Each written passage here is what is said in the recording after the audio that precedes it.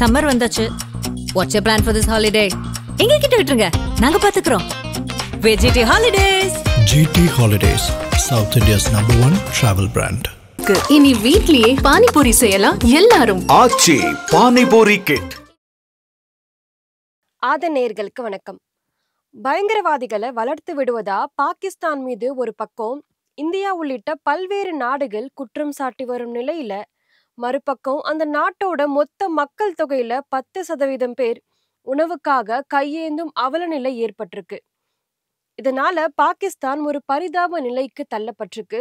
Saudi Arabia, Iraq போன்ற இஸ்லாமிய நாடுகளுக்கு பயணம் மேற்கொள்ளும் பாகிஸ்தானியர்கள் விசா காலம் முடிந்த பிறகுமே தாய் நாட்டுக்கு திரும்ப மனமில்லாம அங்கேயே தங்கி பிச்சை எடுக்கும் தொழில ஈடுபட தொடங்கியிருக்காங்க.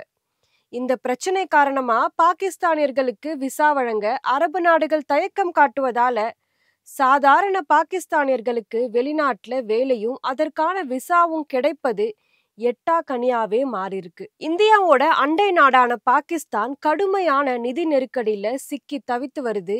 ஏற்கனவே அங்கு ஜிடிபி எனப்படும் மொத்த உள்நாட்டு உற்பத்தி கடுமையா வீழ்ச்சி அடைந்திருக்கும் நிலையில கிடைக்கிற மொத்த வருமானத்தையுமே இராணுவத்திற்கே செலவு செய்யுது. இதனால உள்கட்டமைப்பு மற்றும் தொழில் வளர்ச்சி சார்ந்த பணிகளை மேற்கொள்ள முடியாம பாகிஸ்தான் கடுமையான நிதி நெருக்கடி பிரச்சனையில இதிலிருந்து மீள்வதற்காக IMF எனப்படும் சர்வதேச நாணய நிதியத்திடம் அந்த நாடு கையேந்தும் அவல நிலை ஏற்பட்டிருக்கு.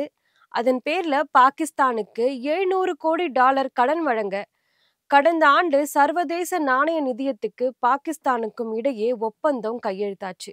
அதன்படி பாகிஸ்தானுக்கு முதல் தவணையா $110 கோடி ஏற்கனவே வழங்கப்பட்ட நிலையில கடந்த வாரம் இரண்டாவது தவணையா $102 கோடி, அதாவது இந்திய ரூபாய் மதிப்பீடுல ரூபாய் 8670 கோடி ரூபாயை சர்வதேச நாணய நிதியம் விடுவிச்சிருக்கு. இந்தியா பாகிஸ்தான் இடையே போர் பதற்றம் உச்சத்துல இருந்த போதும் இந்தியாவோட கடுமையான எதிர்ப்பை மீறி இந்த தொகையை பாகிஸ்தானுக்கு சர்வதேச நாணய நிதியம் வழங்கியிருக்கு. இருந்தாலும் யானை பசிக்கு சோளப்பொறி போல இந்த தொகை போதாது அப்படின்றதுனால அடுத்த தவணையுமே இப்போவே கொடுக்குமாறு பாகிஸ்தான் வலியுறுத்தி கொண்டுட்டு இருக்கு. ஆனாலும் பாகிஸ்தானுக்கு கூடுதலா 11 புதிய நிபந்தனைகளை சர்வதேச நாணய நிதியம் விதிச்சிருக்கு. இது எல்லாமே சேர்த்து பாகிஸ்தானுக்கு மொத்த நிபந்தனைகள் 50ஆக அதிகரிச்சிருக்கு. மேலும் இந்தியா கூட போர் தொடுக்கும் சூழல் இருப்பதால வெளிநாடுகளில் இருந்தும் ஆயுதங்களை வாங்க இந்த கடனை பாகிஸ்தான் பயன்படுத்தக்கூடும் அப்படின்னு சர்வதேச நிதியும் சந்தேகிச்சிருக்கு. நிர்வாக திறனற்ற பாகிஸ்தான் அரசு இந்த நிதி நெருக்கடியை சமாளிக்க வரிகளை உயர்த்த திட்டமிட்டிருக்கு. இதனால பாகிஸ்தான்ல மின்சாரம், சமையல் கேஸ் இது எல்லாத்தோட விலையுமே ரொம்பவே கடுமையா உயரும் ஆபத்து இருக்கு அப்படின்னு தெரிய வருது.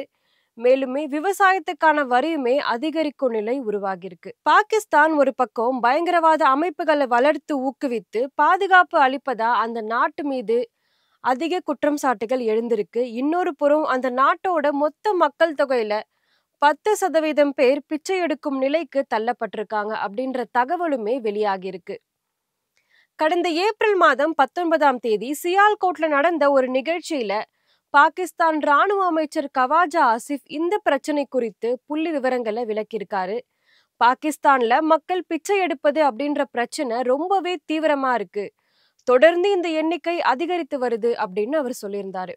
மொத்த மக்கள் தொகையான 24,75,00,000 பேர்ல 10% பேர், அதாவது 2.2 கோடி பேர் பிச்சை எடுக்கிறாங்க அப்படின்னு தெரிவிச்சிருக்காரு. இந்த தொழில் வாயில ஆண்டுக்கு சுமார் 3 லட்சம் கோடி கிடைப்பதால உழைக்காம பிச்சை எடுப்பதுல மக்கள் அதிக ஆர்வம் காட்டுறாங்க அப்படின்னு தெரிவிச்சிருக்காரு. பிச்சை எடுப்பதையே முக்கிய தொழிலாக்கி கொண்டு பல நாடுகளுக்கும் பாகிஸ்தானியர்கள் செல்வதால விசா வழங்குவதற்கு தற்போது பல நாடுகளுமே தயக்கம் காட்டி வருது அப்படின்னு கவாஜா ஆசிஃப் கூறியிருந்தாரு. இந்த பிரச்சனை காரணமா சாதாரண பாகிஸ்தானியர்களுக்கு வெளிநாடுகள்ல, குறிப்பா சொல்ல போனோம் அப்படின்னா அரபு நாடுகள்ல கூட வேலையும் அதற்கான விசாவும் கிடைப்பது ரொம்பவே கஷ்டமா இருக்கு அப்படின்னு அவர் தெரிவிச்சிருக்காரு. பாகிஸ்தான் மக்கள் பிச்சை எடுக்கும் விவகாரம் தொடர்பாக அந்த நாட்டோட உள்துறை அமைச்சர் மோக்ஷின் நக்வி நாடாளுமன்றத்துல சில புள்ளி விவரங்களை வெளியிட்டாரு. அதாவது Saudi Arabia, Iraq, Malaysia, Oman, Qatar, ஐக்கிய அரபு எமிரேட்ஸ் போன்ற நாடுகள்ல பிச்சை எடுத்ததாக 2024ஆம் ஆண்டு ஜனவரியில இருந்து 2025ஆம் ஆண்டு வரை 5402 பாகிஸ்தானியர்கள் நாடு கடத்தப்பட்டதா தெரிவிச்சிருக்காரு. மதம் தொடர்பான நிகழ்ச்சிகள்ல பங்கேற்பதற்காக வெளிநாடு செல்லும் பாகிஸ்தானியர்கள் சொந்த ஊர் திரும்பாம அந்த நாடுகளிலேயே தங்கியிருந்து பிச்சை எடுக்கும் தொழில்ல ஈடுபட்டு வருவதாக அவர் குறிப்பிட்டிருக்காரு. வளைகுடா மற்றும் மேற்கு ஆசிய நாடுகள்ல பிச்சை எடுப்பதாக நாடு கடத்தப்பட்டவர்கள்ல 90% பேர் பாகிஸ்தானியர்கள் தான் அப்படின்னு நாடாளுமன்றத்துல நக்வி புள்ளி விவரத்தோடு எடுத்துரைச்சிருக்காரு. பிச்சை எடுப்பதால பாகிஸ்தானியர்களை நாடு கடத்தும் பணியை வளைகுடா நாடுகள் மிகுந்த கண்டிப்போடு மேற்கொண்டு வருது. இதை தொழிலாக நினைச்சு பாகிஸ்தானியர்களுக்கு விசா வழங்குவதற்கு சவுதி, ஈராக் போன்ற இஸ்லாமிய நாடுகளே தயக்கம் காட்டி வருது. மேலும் இது தொடர்பாக பாகிஸ்தான் அரசுக்குமே சில நாடுகள் எச்சரிக்கை விடுத்திருக்கு. பாகிஸ்தானியர்கள் ஹஜ் போன்ற புனித யாத்திரைக்கு விசா எடுத்து வெளிநாட்டுக்கு போறாங்க. அதன் பிறகு கௌரவம் பற்றியெல்லாம் பார்க்காம அங்கேயே தங்கியிருந்து பிச்சை எடுக்கும் தொழில ஈடுபடுறாங்க. அண்மை காலமா இந்த தொழில ஈடுபட்டதால சவுதி அரேபியால இருந்து மட்டுமே அதிகபட்சமா 4850 பாகிஸ்தானியர்கள் நாடு கடத்தப்பட்டிருக்காங்க.